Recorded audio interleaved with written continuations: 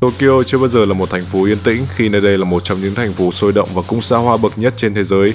Và để khắc họa điều đó một cách hiệu quả nhất, chúng ta cần phải đến Kabukicho hay trong tựa game mới nhất của series trinh thám hình sự Judgment thì nó sẽ là một cái tên không thể nhầm lẫn, Kamurocho. Chúng ta sẽ được sống trong một khu vực cực kỳ choáng ngợp và đông đúc cũng như ẩn giấu nhiều hiểm nguy đang đón chờ phía trước dành cho vị thám tử tài ba Takayuki Yagami. Liệu với hậu bản diễn ra khoảng 3 năm sau phần 1, chuyến hành trình chết người này có thực sự đủ hấp dẫn chúng ta?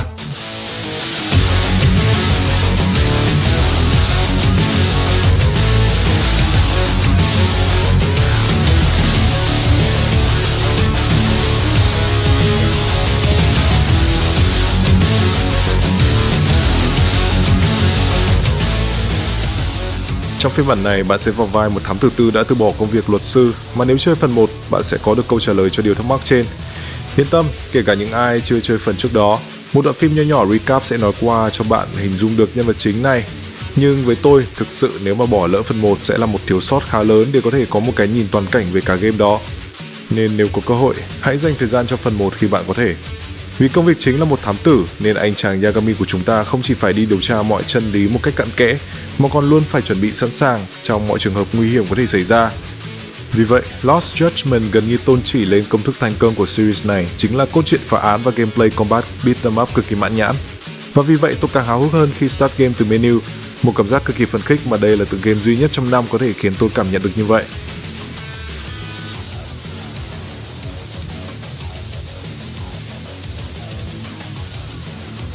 Câu chuyện của Lost Judgment diễn ra hoàn toàn trái ngược với những gì phần 1 hay series Yakuza hồi xưa đã làm trước đó. Câu chuyện của nó có vẻ không còn muốn tập trung vào những vấn đề to tát như thanh toán băng đảng hay cuộc chiến quyền lực, mà giờ đây chúng ta lại đi vào những nhức nhối gốc rễ của xã hội. Ý tôi là bắt nạt. Nhưng bạn không nghe nhầm đâu. Yagami của chúng ta được nhận một yêu cầu từ một vị hiệu trưởng trường trung học Seiyo để giải quyết vấn nạn bắt nạt vốn đang rất căng thẳng tại đây. Tuy nhiên bắt nạt thì liên quan gì đến chết chóc mà Yagami phải đối mặt? Chính xác ở series Yakuza hay Judgment đi nữa, bạn sẽ phải cảm thấy thán phục trước đội ngũ biên kịch đến từ studio Ryuga Gotoku khi họ đã thêu dệt lên một câu chuyện cực kỳ phức tạp mà không hề thiếu logic và gần như hạn chế hạt xạ plot hole nhất có thể để đem tới một trải nghiệm không thể nào quên. Chúng ta sẽ thấy được sự trở lại của những nhân vật cũ cũng như những màn ra mắt ấn tượng của các nhân vật mới. Họ có thể là đồng minh hoặc kẻ thù và khiến Yagami, chính chúng ta phải dè chừng và thận trọng, vì nếu một giây lơ là thì chuyện gì cũng có thể xảy ra. Vì không có quá nhiều tựa game lấy bối cảnh về trường học, nên một tựa game bạo lực và chính trị như Lost Judgment thực sự có diện mạo hoàn toàn khác biệt và gần như tỏa sáng khi đứng giữa các tựa game cùng thể loại. Ngay cả khi mới chơi một phần nhỏ ở đầu game, bạn sẽ chứng kiến những cảnh nhóm học sinh bắt nạt và những cảnh này sẽ dễ dàng trở nên mờ nhạt hoặc quá lố nếu chúng nằm trong tay các nhà phát triển game thiếu kinh nghiệm. Tuy nhiên, với studio quá hiểu rõ vấn đề cốt lõi và xây dựng kịch bản sâu sắc, dường như studio Ryuga Gotoku và Sega đã biết cách xử lý chúng một cách cẩn thận và tôn trọng chi tiết nhất có thể, để khi những hình ảnh này được show ra trước mắt người chơi đều thực sự thuyết phục. Câu chuyện của game thực sự khá dài và có độ chi tiết rất tỉ mỉ. Người chơi gần như sẽ quên đi ranh giới giữa một tựa game và một bộ phim truyền hình trinh thám rất gân, bởi Sega gần như đã quá hào phóng khi đem tới những diễn viên gạo cội và nổi tiếng bậc nhất xứ sở mặt trời mọc vào đây. Nếu những ai đã từng biết đến những bộ phim như 2046, Love and Honor hay Blade of the Immortal chắc hẳn sẽ không quên gương mặt điển trai của nam tài tử Takuya Kimura. Ông là một trong những nam thần cực kỳ xuất chúng của xứ sở Phù Tang và đốt cháy nhiều con tim của rất nhiều cô gái trẻ nơi đây và gần như là trở thành một biểu tượng xuất chúng trong giới showbiz Nhật. Việc Sega quyết định mời nam diễn viên này không khác gì một khẳng định như đinh đóng cột về chất lượng của các cutscene cực kỳ đậm chất điện ảnh, khi phần lồng tiếng và cử động được trau chuốt hết sức tinh xảo. Mọi thước phim đều không chỉ lột tả những gì trần trụi nhất mà còn khắc sâu trong tâm trí người chơi về mọi nhân vật trong game, bởi không chỉ có Kimura tham gia, Sega còn mời thêm nhiều diễn viên điện ảnh truyền hình nổi tiếng khác không kém như là Hiroshi Tamaki hay Koji Yamamoto. Ở đây, tôi là muốn nói tới nhân vật Jin Kuwana mà Yamamoto đảm nhận. Thực chất, một câu chuyện đậm chất anh hùng thì sẽ không thể thiếu đi một kẻ thù hay một ác nhân chính hiệu. Tuy nhiên, nhân vật Jin Kuwana mà ta gặp ở đầu game không hề đi theo lối mòn như vậy. Một kẻ phản anh hùng cực kỳ chất lượng khi chính Yagami hay cả người chơi chúng ta đều cảm thấy phải đắn đo và đau đớn khi cố gắng đâm đầu vào việc điều tra những vụ án kinh hoàng này. Câu chuyện mà Yagami và các cộng sự của mình càng đào sâu thì sẽ càng thấy nhiều ngõ cụt, nhưng cũng không thiếu những lối tắt mở ra thử ánh sáng chân lý nghiệt ngã. Liệu cái giá mà chúng ta sẽ phải trả là gì? Liệu có lối thoát nào cho những con người trong game khi không một ai tin vào lý tưởng của nhau? Liệu Yagami và người chơi có cảm thấy thứ công lý mà chúng ta theo đuổi là điều thực sự cần thiết, khi công lý là gì mà nó vốn như là một trò chơi thao túng bởi những kẻ khác? Bản thân trò chơi theo đuổi triết lý ngang trái này bởi nó không khác gì một công cụ để lên án pháp luật hiện hành của Nhật Bản, nên khi chơi, không phải các nhân vật trong game mà chính các bạn cũng cảm thấy thật khó chấp nhận cho một sự bất công đến tột cùng như vậy, và càng hiểu rõ động cơ của các nhân vật trong game. Tôi đã bỏ ra hơn 25 tiếng để đánh đổi lại thứ cảm giác này và chưa bao giờ hối hận về nó. Trong suốt thời gian đó, chưa một giây tôi muốn rời bỏ chiếc tay cầm hay tắt chiếc PS5 của mình, vì tôi nhận ra là mình muốn được biết thêm nữa. Tôi muốn tự tay phá chính vụ án điên rồ này, và hơn hết là tự thiết lập công lý mà tôi tin tưởng. Một tựa game thành công chính là khơi gợi cho chính chúng ta những câu hỏi tự chất vấn bản thân rằng đâu là đúng, đâu là sai, và việc gì sẽ đến nếu chúng ta bỏ qua hoặc cố gắng đến cùng. Những câu hỏi này liên tục được cài cắm một cách khôn khéo trong từng diễn biến của câu chuyện, và chỉ đến khi tôi đặt tay cầm xuống, một dòng nước mắt đã tuôn rơi vì tôi không chấp nhận phải dừng ở đây.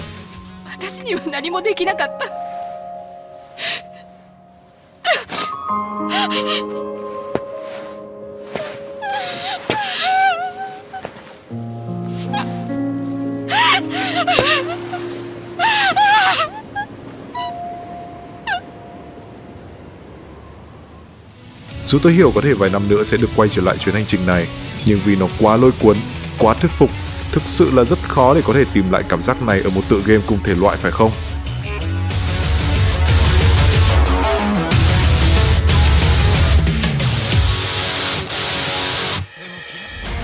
Combat trong game là điểm sáng thứ hai dù không mang tới quá nhiều cải tiến từ người tiền nhiệm trước đó. Với những ai đã chơi Yakuza, hai phần 1 của tựa game này sẽ không hề cảm thấy bỡ ngỡ hay choáng ngợp, bởi những gì tốt nhất thì studio Ryoga Gotoku cũng đều đã giữ lại và chăm chút chúng tỉ mỉ hơn mà thôi. Yagami lần này có vẻ đã lên núi tu luyện, và giờ thì anh có thể bổ sung kỹ năng chiến đấu mới của mình với thế võ sa quyền, hay còn gọi nôm na là võ rắn. Với phong cách chiến đấu mới này, game không chỉ một lần tạo ra cảm giác mới mẻ cho người chơi, mà còn khiến pacing chiến đấu được thiết kế linh hoạt và sôi động hơn bao giờ hết. Thật không có gì lạ khi tôi dùng sa quyền từ đầu game đến cuối game mà không hề hay biết, bởi style võ thuật này quá hấp dẫn và gây nghiện. Bất chấp chuỗi combo có lặp đi lặp lại đi chăng nữa. Để gia tăng hương vị cho những màn tỉ thí đường phố, game cung cấp thêm hệ thống X-Action để cho người chơi có thể thi triển những đòn đánh đặc biệt và cực kỳ điện ảnh, cũng như gây ra lượng sát thương cực lớn. Và phải nói là những màn đánh này cực kỳ chi tiết đến nỗi bạn chỉ thường thấy trong các tựa game siêu tỉ mỉ của một số studio đến từ phương Tây như Rockstar hay Naughty Dog mà thôi. Có thể không nói ngoa khi chính combat trong game cũng không khác gì một cán cân công lý, khi chúng trở thành key player để cho người chơi có thể dễ dàng đắm chìm trong thế giới mà game đã tạo ra. Chính phần combat đã làm nên tính cách và con người của thám tử Yagami. Nhìn cách anh chiến đấu không khác gì một mũi tên đang ngắm thẳng tới mục tiêu công lý mà anh đang ngày đêm theo đuổi. Chính vì thế, combat trong thể loại beat'em up gần như khiến cho người chơi có phần im ba hơn so với phần còn lại, khi lũ địch có ít khả năng phản kháng và gần như không khác gì bao cát cho người chơi cả. Song, không phải chúng thường là lũ đầu đường xó chợ hay là các tổ chức tội phạm ngầm hay sao? Cũng vì vậy, nếu bạn để độ khó lên cao, chúng ít nhiều sẽ vẫn gây nguy hiểm tới bạn, và vì thế game khuyến khích chuyển đổi trạng thái võ công một cách linh hoạt nhằm giúp cho người chơi có thể tìm ra công thức hoàn hảo nhất trong combat. Với thế hổ, đây là phái võ hỗ trợ trong trường hợp 1v1, hay thế hạt, phong cách chiến đấu này hoàn toàn phù hợp với lúc bạn đang bị bao vây xung quanh. Chính vì sự đa dạng trong phong cách chiến đấu mà phần lớn mỗi lần đụng độ giao tranh trên đường phố gần như không hề có một sự nhàm chán, bởi càng đánh, bạn sẽ càng cảm thấy hả hê và sung sướng khi nhìn lũ địch nằm im dưới mũi giày của bạn. Một cảm giác không thể miêu tả bằng lời được, phải không? Quá là mãn nhãn. Lũ địch thông thường là như thế, còn những con boss thì sao? Wow! Những kẻ boss trong game thực sự chất lượng khi không chỉ sở hữu diện mạo sát khí ngôn ngột mà còn có phong cách chiến đấu cực kỳ đa dạng và linh hoạt. Thật không hề dễ dàng để né và parry chúng khi chúng đã nổi điên chống lại Yagami của chúng ta. Cũng vì vậy mà trước khi đối đầu với boss, bạn cần nên trang bị các thức uống tăng lực và mở khóa nhiều kỹ năng trong điện thoại. Vì đây hoàn toàn có thể là thời điểm để thay đổi cục diện của trận đấu. Game cung cấp rất nhiều kỹ năng và lời khuyên của tôi là bạn nên tranh thủ nâng cấp chúng mỗi khi có cơ hội, thay vì đợi game trôi dài rồi hẵng nâng cấp, bởi ai biết được kẻ thù bạn sẽ gặp phải là ai đây.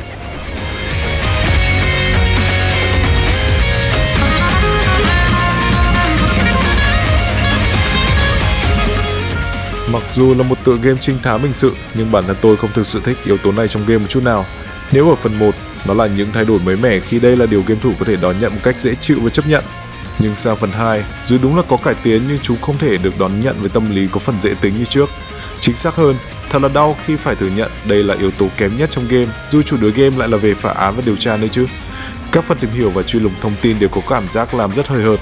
Ý tôi là chúng ta không giống như đang tự điều tra, mà chỉ đơn thuần là đến các điểm và để tự Yagami nói cho người chơi rằng cái này là thế này, cái này là thế kia, chứ không phải là chính chúng ta tự tìm hiểu và thiết lập phán đoán. Chính cách chơi có phần thụ động này mà gần như tôi chỉ muốn tìm cho xong các điểm để có thể trở lại phần combat hoặc cutscene để tiếp tục theo dõi diễn biến trong game.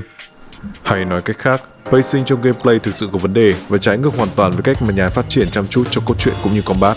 Thậm chí các yếu tố bằng chứng trong game cũng không có chiều sâu, khi gần như là chỉ một màn hỏi cung trial and error một cách đơn điệu đến tẻ nhạt. Tại sao tôi lại nói như vậy? Vì game không hề có yếu tố trừng phạt người chơi. Gần như mọi quyết định của Yagami nếu có sai cũng chỉ là chọn lại cho đến khi nào đúng thì thôi, và chúng lấp trống bởi những câu thoại cười trừ một cách hài hước. Nếu thực sự game có yếu tố điều tra thì hãy để tự do hơn và để cho người chơi khám phá một cách chủ động thay vì gói gọn trong sự tuyến tính gò bó đến như vậy. Nên khi đến phần giải đố hoặc phá án, tôi gần như không hề có một chút động lực nào ở đây và cảm thấy đáng tiếc cho đội ngũ studio. Nếu họ có làm phần 3, tôi nghĩ họ có thể tham khảo một số tựa game trinh thám giật gân dạng visual novel đình đám như Danganronpa chẳng hạn, với hiệu quả mà chẳng tốn công mấy. Bên cạnh đó, game cũng cung cấp hệ thống di chuyển mới lạ để phù hợp với nghề thám tử của anh chàng Yagami, như cơ chế stealth lén lút hay parkour địa hình. Song cả hai cơ chế này thực sự cũng chỉ như cho có và không quá khó hiểu khi nhà phát triển cũng đã gần như không sâu ra những màn chơi này thường xuyên, vì tôi có thể nhận ra rằng chính họ cũng không thực sự tự tin với cơ chế di chuyển này. Về lý thuyết, chúng hoàn toàn là những điểm hay khi có thể đem lại những góc nhìn mới về cái nghề bám sát theo dõi của nghiệp vụ điều tra, nhưng cách thiết kế thực sự dường như quá hời hợt và vụng về trong khi đã có quá nhiều game thành công với công thức này. Và bạn biết đấy, chỉ cần một yếu tố yếu kém xuất hiện, chúng sẽ cũng ít nhiều ảnh hưởng tới pacing trong game. Và nếu có một lời gợi ý dành cho studio thì tôi nghĩ là mình thà bấm những nút Quick Time Event còn hơn là leo trèo hoặc stealth, vì chúng quá mất thời gian và không lột tả được sức nặng của một công việc thám tử tư. Chính vì vậy, thật không có gì sai khi kết luận đây là một tựa game thuần đánh đấm có yếu tố trinh thám hơn là một trò chơi thám tử thực sự. Với những ai mong muốn được trở thành thám tử tài ba thì có lẽ Lost Judgment không phải là một lựa chọn thích hợp. Còn nếu thích đánh đấm thì tôi cho rằng bạn không nên bỏ lỡ nó đâu.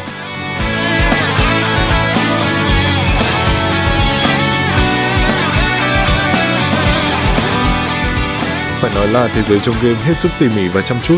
Có thể nhiều người hay trêu đùa rằng nó là GTA của châu Á, nhưng mà thực sự không phải vậy.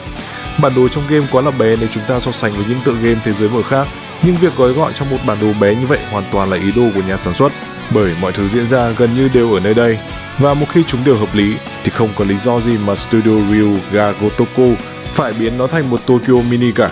Thậm chí tựa game còn đưa bạn đến một thành phố khác có tên là Isezaki Jincho, dựa trên địa điểm Isezaki-cho có thật ở Yokohama, Nhật Bản. Thành phố này cũng đã từng xuất hiện trong Yakuza 7 nếu ai đã từng chơi qua, sẽ không quá bất ngờ trước địa điểm này.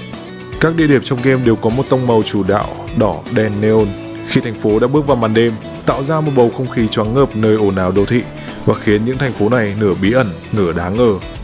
Tuy nhiên, trái với vẻ diện mạo có vẻ đáng trân trọng, những con người nơi đây dường như khá hài hước hơn tôi tưởng tượng, khi hệ thống side quest trong game lại trớ trêu đến lạ thường. Đây cũng gần như là một công thức bất di bất dịch không chỉ trong Lost Judgment mà cả những tựa game trong series Yakuza đều như vậy. Những side quest này bản chất vẫn chỉ là tìm lắp hoặc đánh đấm hạ gục đối thủ, nhưng cái làm nên chúng có chất thú vị chính là những người giao quest cũng như kết quả nhiệm vụ đó. Chúng đa phần rất hài hước và trở thành một liều thuốc bổ, ý hệt như ông cha ta nói, một nụ cười bằng 10 thang thuốc bổ. Chúng khiến cho người chơi cảm thấy bớt mệt mỏi sau khi trải qua cốt truyện chính và cũng giúp cho chúng ta có cái nhìn mới mẻ và thoải mái hơn về con người ở nơi đây. Một thành phố tràn ngập tội phạm ngầm nguy hiểm. Đúng rồi đó, nhưng không có nghĩa nó không phải là một thành phố không đáng sống và có những người tốt và những người cần bạn giúp đỡ. Hãy tin tôi, bạn có thể hoàn toàn bắt gặp side quest một cách bất ngờ khi đi trên đường và đừng bỏ qua chúng nhé, vì đã là anh hùng, sao ta có thể làm ngơ được. Ngoài ra, game cũng cung cấp một hệ thống ngoại truyện khi cho phép Yagami phá án trong trường học và bạn yên tâm, phần ngoại truyện này là hoàn toàn riêng biệt nên không phải lo chúng sẽ bị mất đi nếu bạn có lỡ đi quá sâu vào mạch truyện chính. Những nhiệm vụ ở trường thường ít yếu tố phá án và chết chóc hơn, nhưng với tôi, nó vẫn thực sự đủ hấp dẫn và có nét hay riêng. Thật không ngoa khi thậm chí tôi còn bất ngờ khi đây không phải là một DLC cung cấp cốt truyện bên lề, mà trở thành một phần trong bản game chính luôn. Phải nói là Sega rất hào phóng cho phiên bản lần này. Bên cạnh đó, Yagami cũng có vẻ có rất nhiều tài lẻ khi anh không chỉ phá án hay đánh đấm giỏi, mà còn quá khéo léo trong nhiều công việc khác nhau tại nơi đây.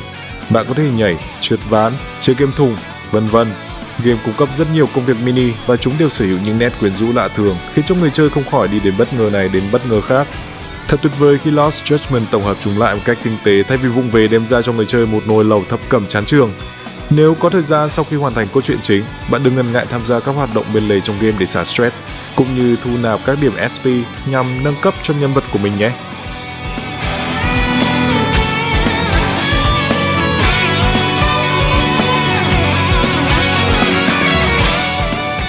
Lost Judgment có thể là một sản phẩm mang rất nhiều hương vị theo nhiều cách cảm nhận khác nhau, nhưng về tổng thể, tựa game hậu bản này hoàn toàn chiếm được tình cảm của tôi.